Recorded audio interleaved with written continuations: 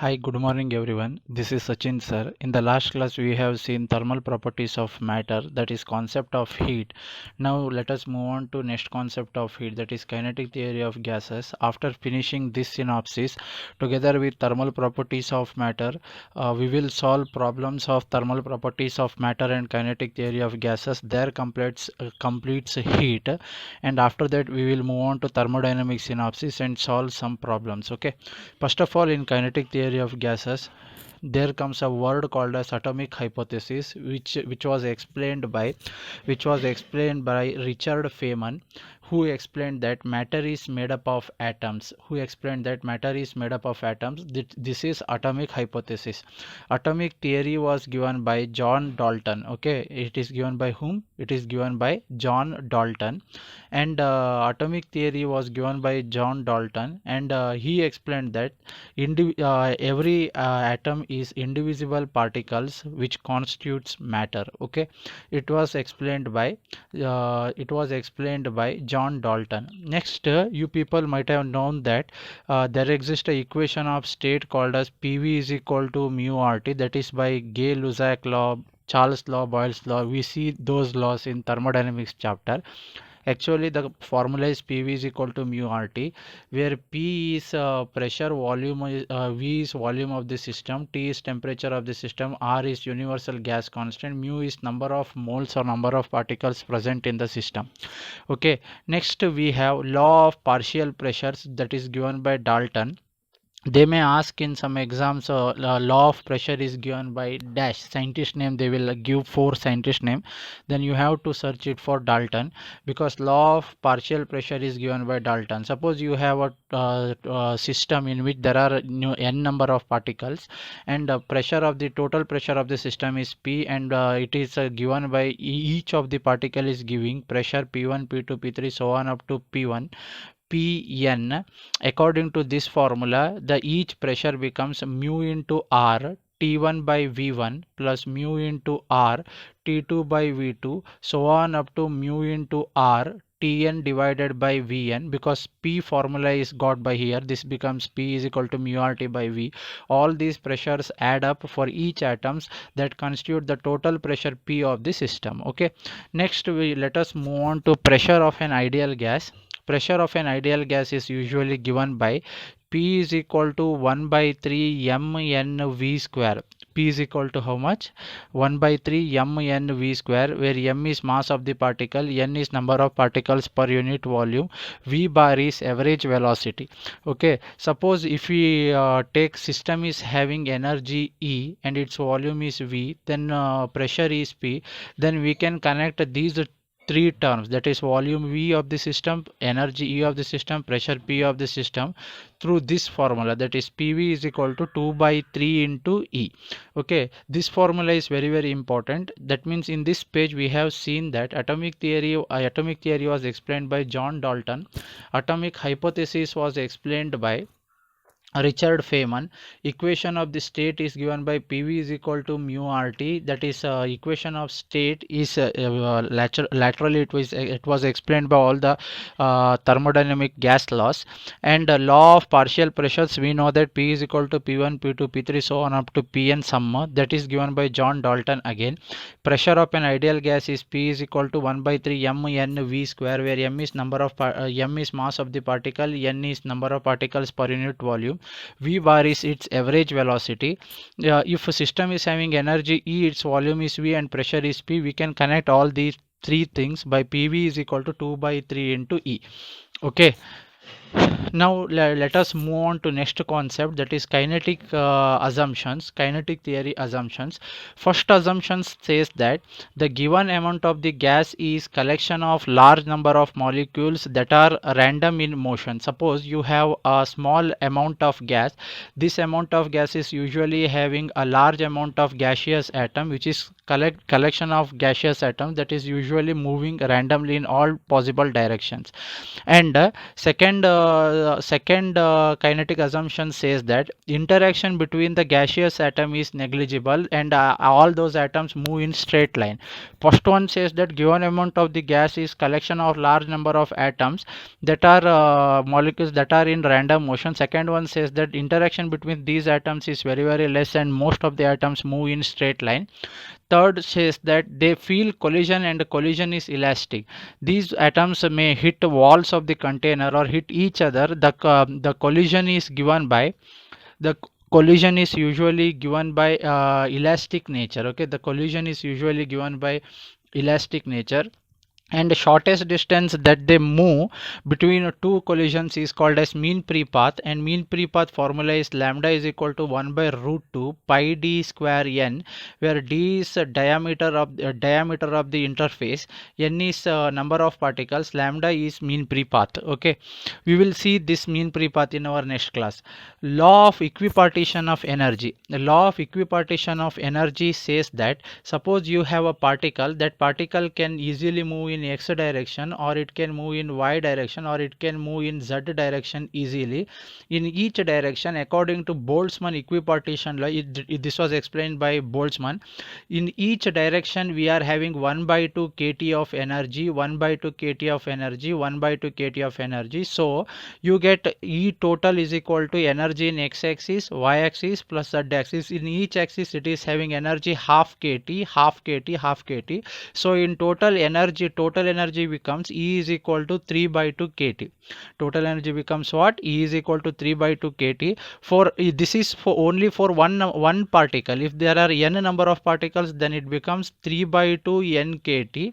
3 by 2 nkt. We know that n number of particles, total number of particles into Boltzmann constant, nk is always equal to r. So total energy becomes E is equal to 3 by 2 RT, isn't it? It becomes what? E is equal to 3 by 2 RT. See, once again, what is the law of Boltzmann equipartition of energy? Each particle can move in possibly three directions, that is x, y and z directions. So in each direction it is having energy half kT. If you add all the three directions, half kT, half kT, half kT, you will end up with 3 by 2 kT. This is only for one particle. If there are n number of particles, that becomes 3 by 2 n kT, but nk is equal to r and nk is equal to r, so E is equal to 3 by 2 RT. This is total energy of the system, that is moving in n number of particles, moving in all possible three directions. Okay, that is the thing. Next, after seeing total number of particles, we let us next move on to degrees of freedom. I will tell you a trick, very easy trick to remember degrees of freedom for monoatomic particle, diatomic particle and triatomic particle. Here is a trick. 3n minus c, here n is number of particles, c is constraint or blocks. Okay, for we will see what is constraint and number of particles. See, in monoatomic particles, particle is like this and it can move in all possible directions. In monoatomic particles, how many number of particles are there? Only one number of particles. So n is equal to 1, but any constraint is there? No, it is having no constraint or no bonds. It can move in all possible three directions. So c equal to 0. So degrees of freedom becomes 3 into 1 minus 0. So its degrees of freedom is 3. But in diatomic particle, what happens? Diatomic particle, there are two particles. So n is equal to 2, but one bond is present. Constraint is 1 here because constraint is nothing but bond. Okay, so degrees of freedom is equal to 3n. N is 2 minus c is 1. So 6 minus 1 is 5. Okay, next we have triatomic particle, linear and non-linear. Okay, triatomic particle can be linear or non-linear. If it is linear, it is in straight line. If it is non-linear, it is like this. Okay, if it is like this, it is called as non-linear. It is linear. See what happens, number of particles here, n is equal to both the side, it is 3, isn't it? N is equal to 3, n is equal to 3, but here bonds constant how much? C is equal to 2 here. So degrees of freedom is equal to 3n minus c. So it becomes 3 into 3 minus C is 2, this becomes 7. Whereas non-linear particles, it becomes 3n minus C, where 3 is number of particles is 3, bonds constant is 3 here, so it becomes C. So 6. So degrees of freedom in non-linear triatomic molecule is 6, degrees of freedom in linear triatomic molecule is 7, degrees of freedom in monoatomic particle is 3, degrees of freedom in diatomic particle is 5. Okay, here for non-linear it is 6, for linear it is 7. Okay, see, look at the formula again and slow down the video and have a keen observation over this. Okay, you'll get a better understanding.